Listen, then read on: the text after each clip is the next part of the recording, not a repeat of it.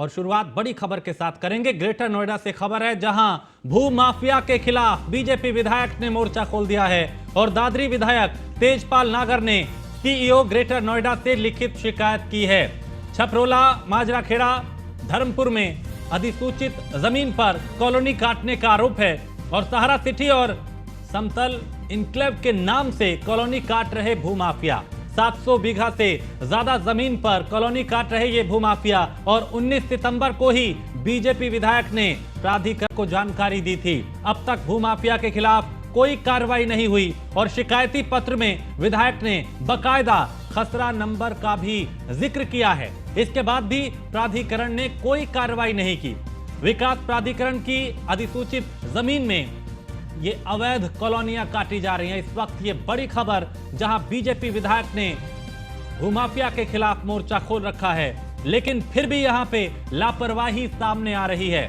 तो इस वक्त ये बड़ी खबर ग्रेटर नोएडा से, जहां भूमाफिया के खिलाफ बीजेपी विधायक ने मोर्चा खोला है और दादरी विधायक तेजपाल नागर ने सीईओ ग्रेटर नोएडा से लिखित शिकायत की है। छपरोला, माजरा, खेड़ा, धर्मपुर में अधिसूचित जमीन पर कॉलोनी काटने का आरोप है और सहारा सिटी और समतल इनक्लेव के नाम से यह कॉलोनी काटी जा रही है। 700 बीघा से ज्यादा जमीन पर भूमाफिया कॉलोनी काट रहे हैं। 19 सितंबर को भी बीजेपी विधायक ने प्राधिकरण को जानकारी दी थी। अब तक भूमाफिया के खिलाफ कोई कार्रवाई नहीं हुई।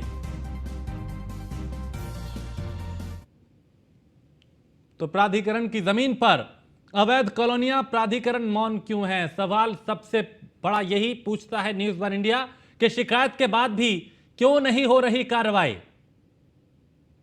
आखिर लापरवाही क्यों बरती जा रही है? और लंबे समय से भूमाफिया कॉलोनी काट रहे हैं, प्राधिकरण इससे बेखबर कैसे है?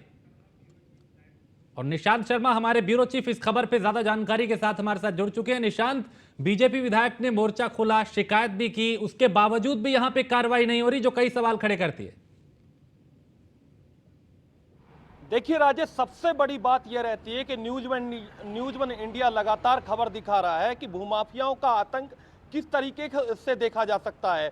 नोएडा, ग्रेटर नोएडा के अंदर लगातार जो है अधिसूचित जमीन पर डूब क्षेत्र में लगातार प्लॉटिंग की जा रही है। लगातार जो बिल्डर है अवैध बिल्डिंग बनाकर भोले भाले लोगों को अपने जाल में फंसाने का काम करते हैं। वहीं एक और उदाहरण सामने आया है जिसमें साफ तौर पर देखा जा सकता है, जिसमें खुद बीजेपी के विधायक ही कहीं ना कहीं ग्रेटर नोएडा अथॉरिटी के अधिकारियों की साफ तौर पर पोल खोल रहे हैं। हमारे पास ये लेटर है राजेश, जिस तरीके से इस लेटर में देखा जा सकता है 19 सितंबर को ये लेटर बाकायदा ग्रेटर नोएडा अथॉरिटी के खुद सीईओ को दिया जाता है, प्राधिकरण के सीईओ को दिया जाता है और इस लेटर में साफ तौर पर कहा जाता है कि निशांत हमारे साथ तेजपाल जी जुड़ गए। मैं आपके पास आऊंगा निशांत, लेकिन अभी विधायक तेजपाल नागर हमारे साथ जुड़ गए हैं। तेजपाल जी, 19 सितंबर को आपने ये शिकायत की थी कि यहां पे कॉलोनी काटी जा रही है। अब तक क्या इस मामले में हुआ और क्यों आखिर कार्रवाई नहीं हो रही?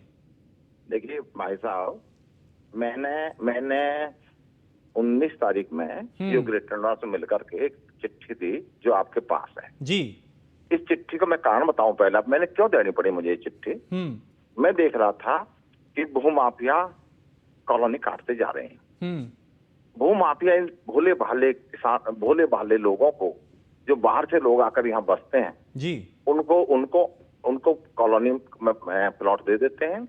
प्लॉट देने के बाद बेचारा गरीब आदमी इधर उधर से कर्जा सर्जा लेके, उधार सुधार लेके बड़ी मुश्किल से प्लॉट लेता है।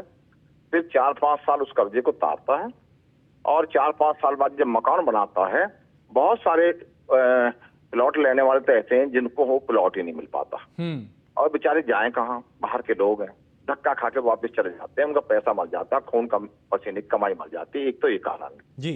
दूसरा कारण ये है कि चित्तौड़ा, छपरौला, खेड़ा, धर्मपुरा, गिरधरपुर और जी बिश्नोली, रोजा जलालपुर, अछेजा, धोमानिकपुर और दादरी के चारों तरफ तिलप्ता के बाद जो है देवड़ा, देवड़ा के बाद सूरजपुर के बाद सत्याना के बाद कुलेसरा, हैबतपुर और साबेरी। कॉलोनी कट गई बहुत, क्योंकि कॉलोनी इनको अवैध कॉलोनी मानती अथॉरिटी, मैं तो कॉलोनी मानती है।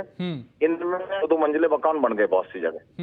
और मंजिल 2-2 3-3 मंजिले मकान बन गए, इनको बिजली भी मिल गई कुछ जगह, सब जगह नहीं मिली। और इनको जो मैं इस बात से बहुत तंग हूँ। मैंने इनके, क्योंकि ये भारत के नागरिक हैं, जिसमें इन कॉलोनियों में रहते हैं, गरीब जरूर हैं, मैंने इनको रास्ते बनवाने की कोशिश करी, मैंने बिजली दिलवाने की कोशिश करी, लेकिन इतनी बड़ी संख्या में है ये आके सारे काम रुक नहीं रहा। तो विधायक जी एक सवाल देखिए ये भी है, आपने ये ठीक है कि आप लोग जनता की दर्द को आप समझ रहे हैं और उसको आगे तक ले जा रहे हैं, लेकिन और आपने बकायदा प्राधिकरण के जो सीईओ हैं उसको लिखित शिकायत भी दी, लेकिन चूंकि मुख्यमंत्री भी सख्त दिखाई देते हैं, आप भी बीजेपी से विधायक हैं, सांसद भी बीजेपी के हैं, सरकार बीजेपी की है, उसके बावजूद भी अगर ये भूमाफिया बेखौफ हैं तो क्या स्थानीय प्रशासन पूरी तरह मिला हुआ है इनके साथ? देखिए, प्राधिकरण ने, मुझे जानकारी मिली है, प्राधिकरण ने वो कॉलोनियां रुकवाती हैं, जो मुझे सूचना मिली है। मैं मालूम करूंगा, मालूम करके और बताऊंगा। मैं चाहता हूं ये कॉलोनी बिल्कुल रुके, और मैंने चाहे मुख्यमंत्री के पास जाना पड़े या कहीं जाना पड़े, मैं इन्हें रुकवाऊंगा। और लेकिन अभी मुझे सूचना मिली है प्राधिकरण ने गया, कर्मचारी गए हैं, वो कॉलोनियां रुकवा दी, ऐसे में सूचना मिली है। यानी जो 19 तारीख को आपने जो शिकायती पत्र दिया, आपको आप ये कह रहे हैं कि उस पर संज्ञान लिया गया, उसको वहां रुकवाया गया? तो अभी आप आगे आप क्या चाहते हैं, आगे आप क्या करेंगे?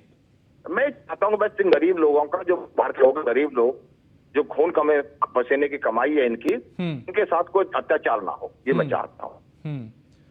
और क्या आपको लगता है कि अभी भी कुछ ऐसे अधिकारी हैं, कुछ प्रशासनिक अमले में कुछ लोग ऐसे हैं जो अभी भी जिनको डर नहीं है सरकार का, सिस्टम का? ये माननीय योगी जी की सरकार है। माननीय योगी जी एक ईमानदार मुख्यमंत्री हैं, पूरे भारत में विश्वविख्यात है वो। और मैं समझता हूँ उनके समय में अधिकारी अगर कोई ऐसा है तो सब नीयत बदल लेनी चाहिए, उनके कार्यकाल में ये बात नहीं चल सकती। ठीक, चलिए बहुत शुक्रिया तेजपाल नागर जी हमसे बात करने के लिए। तो ये तेजपाल नागर दादरी के विधायक।